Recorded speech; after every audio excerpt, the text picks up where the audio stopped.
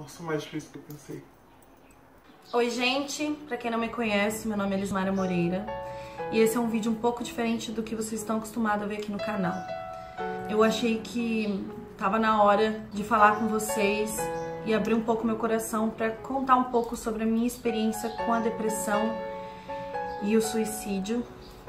Esse é um assunto ainda um pouco complicado pra mim e ainda que seja difícil, eu acredito que eu devo usar isso para ajudar outras pessoas. Talvez você que esteja me assistindo sofre com a depressão. Todos os dias tem dificuldade em viver e acha que morrer é o melhor remédio ou é a única alternativa.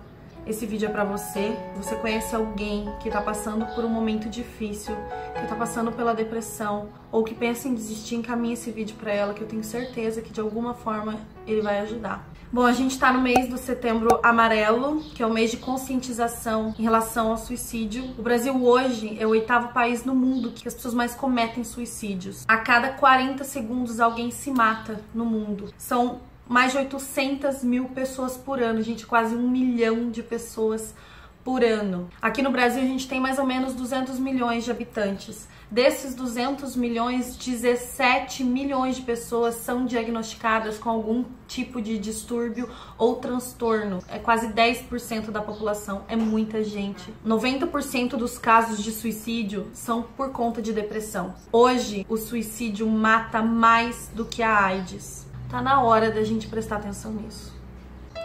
Nos dias de hoje, com tanta informação, ainda tem gente que tem coragem de dizer que depressão é mimimi, que depressão é frescura, que depressão é falta de Deus, é querer chamar atenção. A depressão é uma doença, ela é um distúrbio cerebral, consequência de um desequilíbrio químico no seu cérebro. Em 90% dos casos, os problemas eles vão se agravando se não tiver um tratamento adequado. É muito fácil as pessoas virem na internet e falar assim: ó, você vai ficar bem, vai ficar tudo certo, procura uma igreja. Sendo que as pessoas não passaram por isso. Só entende a depressão quem já passou ou quem foi forte o suficiente para ficar ao lado de alguém que sofre disso. Eu vou contar para vocês um pouco da minha história. É difícil falar disso ainda.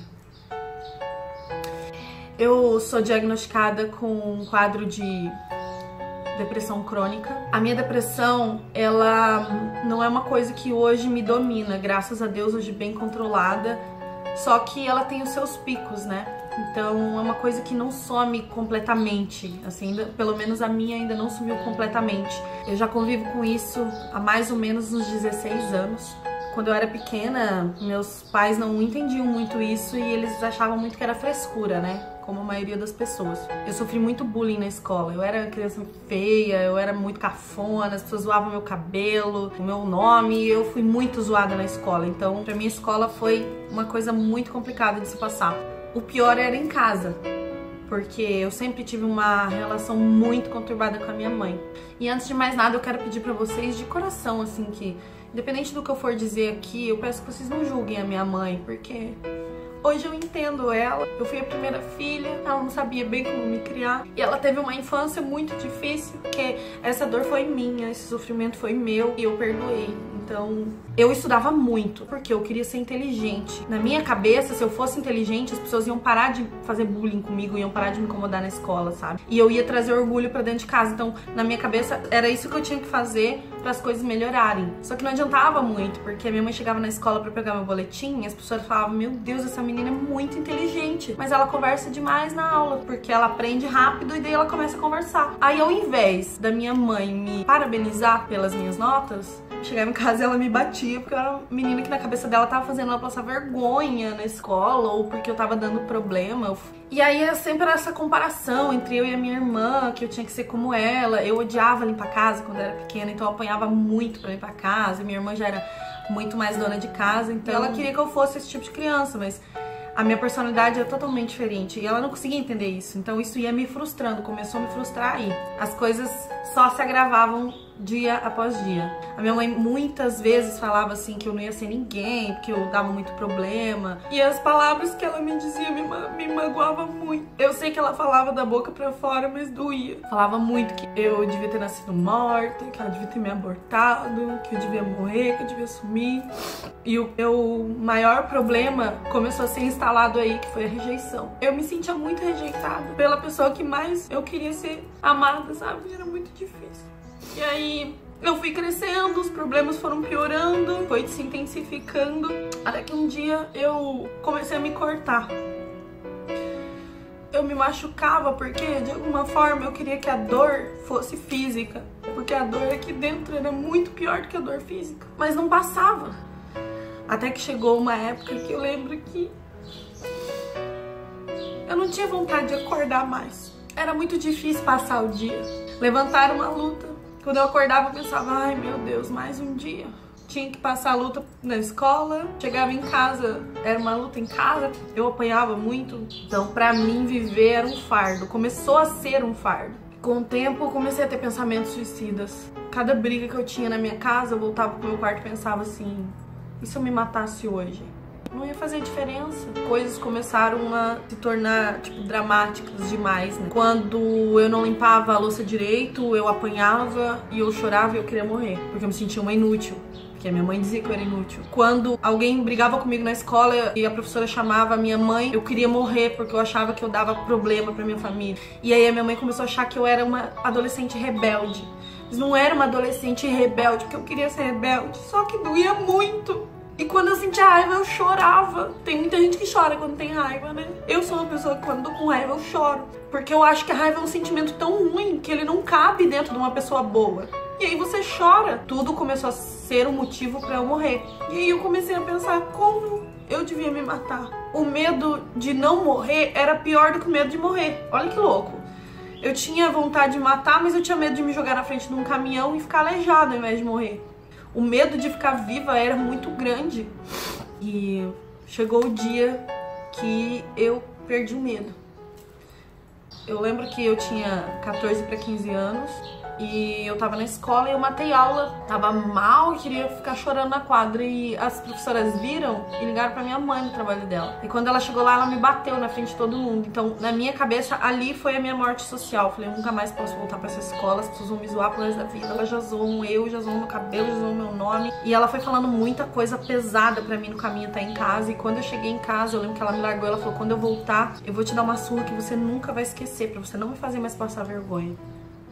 Eu lembro que naquele dia eu tomei coragem. Ai, gente, dói, porque eu era só uma criança, sabe? E meus pais voltaram pro trabalho, eu fiquei sozinha em casa. E eu lembro que eu cheguei em casa, eu peguei todos os remédios que tinha.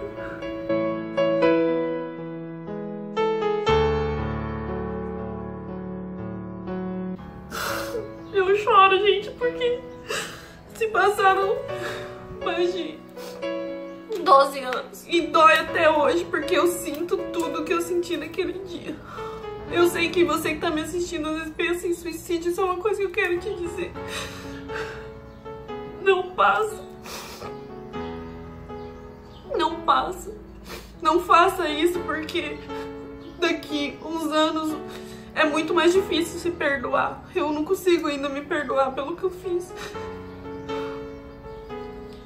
Dói até hoje, é uma coisa que fica com você pra sempre. Então, presta atenção, pensa muito bem antes de fazer alguma coisa, porque eu já vou falar sobre as consequências com os outros, mas a primeira consequência é com você. Fazem 12 anos e ainda eu consigo sentir o que eu senti naquele dia, na hora que eu comecei a pegar tudo, sabe? E eu abri todos os remédios, eu lembro que eu abri tudo e eu pensava muito antes, porque eu sabia que não ia ter volta. E eu peguei a caixa de remédio que tinha na minha casa, eu abri tudo. Eu lembro que eu abri umas 10 cartelas de remédio diferente e eu tomei todos. E eu não sentia dor, porque não é uma coisa instantânea, sabe? Não é, ai, tomei e morri. Não é assim. Eu liguei pra empresa do meu pai porque eu queria me despedir dele. E eu lembro que a minha mãe atendeu o telefone. Eles trabalhavam na mesma empresa. E ela falou assim, o que você quer, desgraça? Eu falei, eu não quero falar com você, eu quero falar com meu pai. Aí ela pegou e falou assim, quando eu chegar em casa você já vai ver como é que você vai falar com seu pai. E aí eu desliguei o telefone e eu falei, eu quero morrer agora. Eu fui, peguei um copo de que boa e eu lembro que eu coloquei, na hora que eu coloquei, pra vocês terem uma ideia, eu nem vomitei aquela que boa. Queimou tudo por dentro. Gente, foi horrível. A dor da morte, porque aquilo pra mim foi a dor da morte. É horrível. Quando eu senti que começou a fazer efeito, eu liguei pro meu pai de novo. E aí a outra moça de lá atendeu. Eu falei, André, deixa eu falar com meu pai. Ela falou, ele não tá aqui. Eu falei, fala pra ele que eu amo ele muito.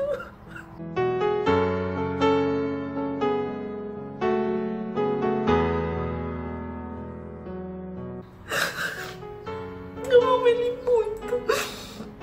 Ela falou, Lismara, o que você tá fazendo? O que tá acontecendo? Aí ela se ligou que tinha alguma coisa errada. Ela falou, vou ligar pro seu pai. E aí eu falei, não precisa, só fala que eu amo ele demais. E desliguei o telefone. E aí, gente, eu vou falar bem a verdade pra vocês. Eu lembro só flashes daí, porque eu desmaiei. Eu acordei com muita dor e desmaiei de novo. Quando eu acordei, o meu pai já tava na minha casa. Eu tava caída no chão. E o meu pai tava me arrastando pra tentar me levar pro carro. Na hora que ele me colocou no carro, eu gritava muito, porque a dor era insuportável. Gente, eu não sei explicar pra vocês. É insuportável. Ele ligou e falou, Vanete, eu tenho que levar a Lismara pro hospital agora, não sei o que, não sei o que. Aí nisso, eu acho que eu já desmaiei no carro de novo. Quando a minha mãe entrou no carro, ela olhou pra mim e falou assim, o que essa desgraçada fez? Aí meu pai falou assim, ela tomou um monte de remédio pra se matar, sei lá, tomou uns 10 remédios. Daí ela pegou e falou assim, devia ter tomado 20, porque não sabe nem morrer. Tipo, gente, de verdade, eu tô contando isso pra vocês verem que quando alguém tá no ponto de tentar suicídio, não é do nada. Não é pra chamar atenção, é porque é difícil. Porque é difícil. Mas hoje eu sei que a minha mãe não falou aquilo porque ela queria. Mas isso ficou em mim. E eu lembro quando eu cheguei no hospital, eu não conseguia descer do carro, porque eu não conseguia esticar a barriga, sabe? Não conseguia ficar em pé, não conseguia esticar minha perna. E vieram os médicos e tal, eu já fui pra emergência. E aí lá eu não lembro de muita coisa, tá? Porque a dor foi se intensificando demais. Eu desmaiava, voltava, desmaiava, voltava. E quando eles foram fazer a lavagem estomacal, eu lembro que eles colocaram uma sonda no meu nariz que ia até o meu estômago. Só que aquela sonda era maior do que o buraco no meu nariz, então eu não conseguia engolir a sonda, ela não passava por ali. É uma sonda que passa por aqui, pela sua garganta, pelo esôfago, vai lá no estômago. Eu não conseguia engolir a sonda, daí eles foram pro outro lado, meu nariz sangrava muito. Aí eu senti que ia morrer. Na minha cabeça eu pensava assim, meu Deus, agora vai, agora eu vou morrer. Em nenhum momento eu pensava, eu vou me salvar, eu quero me salvar. Eu não queria me salvar. Vocês têm ideia do que é uma pessoa... O corpo humano, ele é projetado pra viver. Se você um dia se jogar num rio e você começar a se afogar, a primeira coisa que o seu corpo vai fazer é tentar voltar, tentar respirar. Então, pra chegar no ponto da pessoa querer se matar e levar isso adiante, ela tem que estar num poço muito profundo. Então, e eu lembro que eu não queria que eles me salvassem. Eu falava, eu não quero viver. E a enfermeira falando pra mim, você precisa engolir a sonda. E eu não queria engolir. Eu lembro que eu demorei muito pra engolir aquela sonda. Chegou uma hora que a dor foi tão intensificada que eu dei uma engolida e desmaiei. Aí eu não lembro como foi o procedimento, porque eu só lembro quando eu voltei pro quarto. Quando eu cheguei no quarto, a minha tia foi lá, ficou um pouco comigo e tal, mas teve que sair porque tinha os horários pra eu poder ficar ali, né? E aí vem a parte mais forte pra mim. Tem um vídeo aqui no meu canal onde eu conto pra vocês a história dessa tatuagem. Eu vou deixar linkado aqui pra vocês verem. O que eu não contei foi a história inteira, que eu contei no meu Instagram. Inclusive, vou deixar aqui o meu Instagram pra vocês me acompanharem lá. Volta e meia eu falo sobre esses assuntos que eu acho importante. Nos meus destaques do Instagram tá o meu testemunho inteiro, que eu vou contar hoje aqui pra vocês. Quando a minha tia saiu do quarto, eu caí em choro, porque eu comecei a pensar que eu era tão inútil que eu não conseguia nem morrer. E naquele momento, entrou o médico na sala, ele olhou pra mim muito calmo, e ele falou assim, por que você fez isso? Você é tão jovem. E aí eu me abri pra ele, eu falei, olha, vou falar bem a verdade pra você, eu não sei porque eu vim pro mundo, eu não sei porque eu vivo, eu não tenho vontade de viver. Se viver, sofrer, eu não quero viver. E ele falou assim, aí ele pegou e botou a mão assim na máquina de batimentos. Ele falou, você sabe o que é isso aqui? Aí eu falei, sei, são os meus batimentos. Ele falou, não, isso aqui é um resumo da vida. Eu falei, como assim? Aí ele foi com o dedo assim, ó, gente, na máquina. Ele falou assim, na vida, se você não tiver altos e baixos, você morre.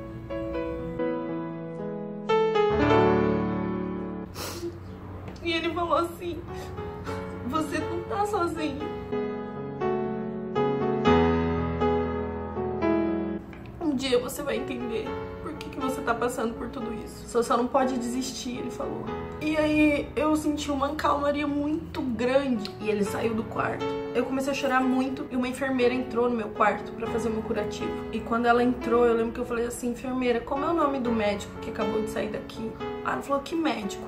O médico ainda não veio te ver. Eu falei, não, será que não era enfermeiro então? O rapaz acabou de sair daqui. Ela falou, como que ele era? Aí eu peguei e dei as características físicas dele. E daí, gente, eu juro pra vocês, eu lembro como se fosse hoje a cara que ela fez, o jeito que ela falou, eu lembro tudo. E ela olhou pra mim e falou assim, amada, eu tô aqui do lado de fora do seu quarto o tempo todo. Ninguém entrou aqui.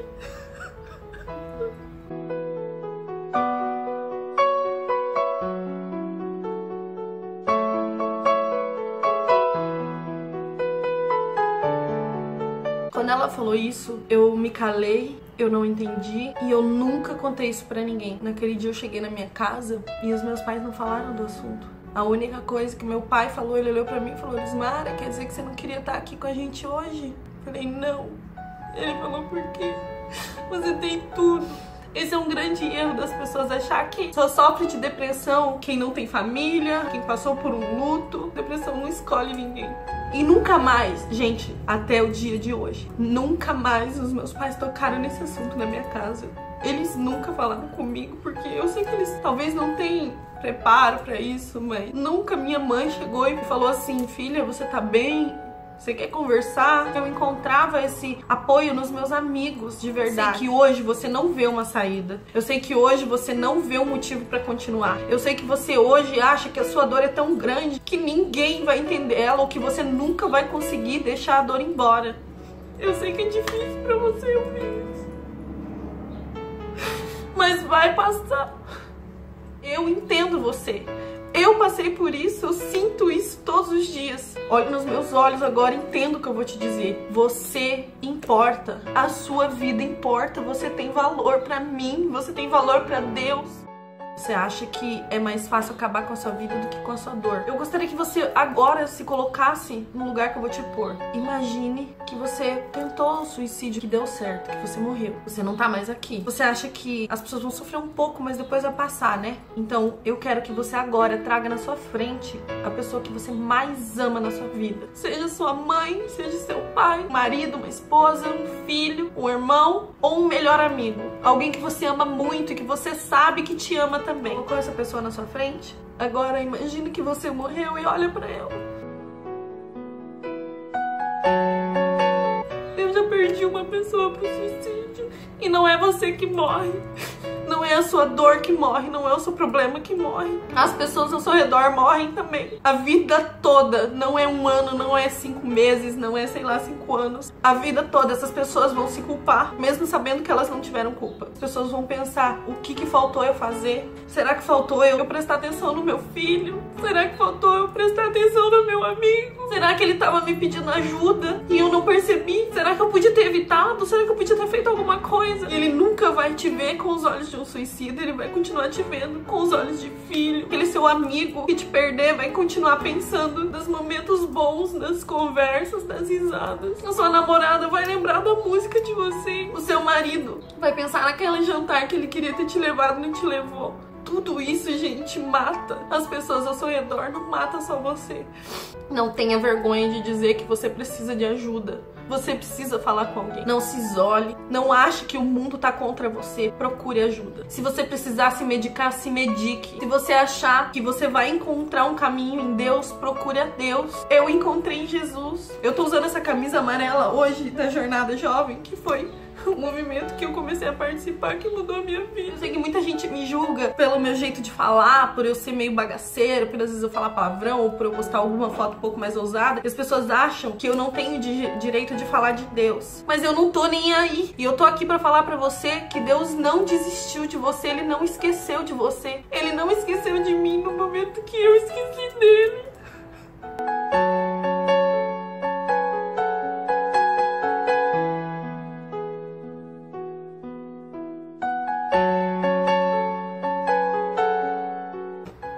Ele tava comigo, ele cuidou de mim, ele me deu uma segunda chance, até mesmo quando eu não queria mais.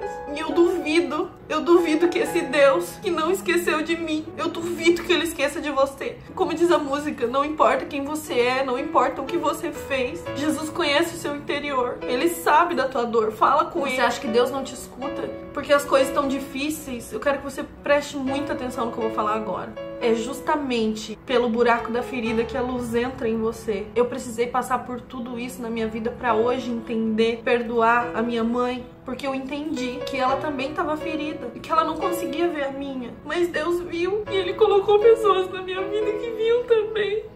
E eu tenho certeza que você tem aí um amigo, alguém que você pode contar, alguém que você pode conversar e confiar. Isso é Deus através dele. Eu acredito muito que Deus usa as pessoas pra chegar na gente. E se você for ateu, tudo bem também. Você só não pode perder a fé e a esperança. Se você não tem fé, não perca a esperança na ciência, porque ela tá aí pra ajudar. Se você precisar ser medicado, se medique. Se você precisar de terapia, vai. Isso não é pra gente louca. A terapia te ajuda a lidar com pessoas que deveriam fazer terapia e não fazem. Eu vou deixar na descrição sites de ajuda pra você. Esse aqui é um número que você tem que ligar quando você estiver sentindo que você quer desistir. Abre seu coração, porque eles vão estar lá pra te ouvir. Eles vão estar lá pra te ajudar. E se você não tem depressão, se você nunca pensou em se matar, a única coisa que eu quero pedir pra você é: dê o seu ouvido pra alguém. Aquela pessoa que você não conversa há muito tempo, liga pra ela, ela tá precisando de você. Aquele seu amigo que se isolou de todo mundo, chama ele pra sair, chama ele pra dar uma volta, não desiste dele. Você pode ser canal de bênção na vida de outra pessoa. Por isso ame mais, abrace mais, pois não sabemos quanto tempo temos pra respirar.